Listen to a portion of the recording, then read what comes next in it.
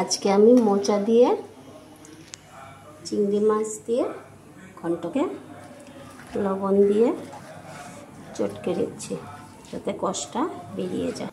মোচাটাকে ধুয়ে চিপে নিয়ে এলাম, কড়াইতে তেল দিয়ে দিলাম, সোমবারে দিয়ে দিলাম তেজপাতা, শুকনো লঙ্কা, জিরা ফোড়ন দিলাম, ধুয়ে রাখা মোচাগুলো তেলে দিয়ে দিলাম।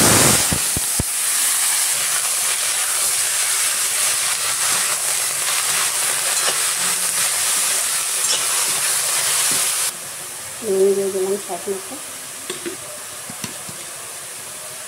হলুদ গুঁড়ো দিয়ে দিলাম, লঙ্কা,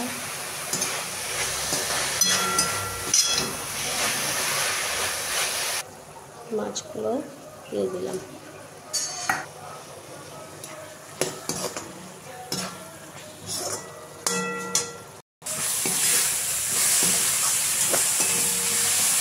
এখানে অল্প সর্ষে বাটাও দিয়ে দেব।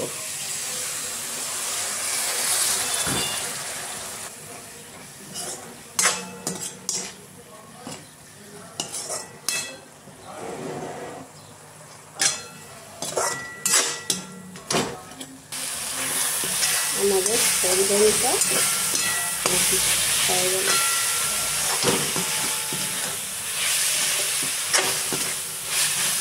এই যে আমাদের কলার মোচার ঘন্ট রেডি।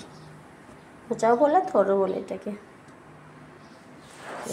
কেমন হয়েছে দেখে লাইক করবা, শেয়ারটা কমেন্ট করবা, সাবস্ক্রাইব করতে ভুলবা না, কিন্তু সাবস্ক্রাইবটাই করে দিবা। রাখছি।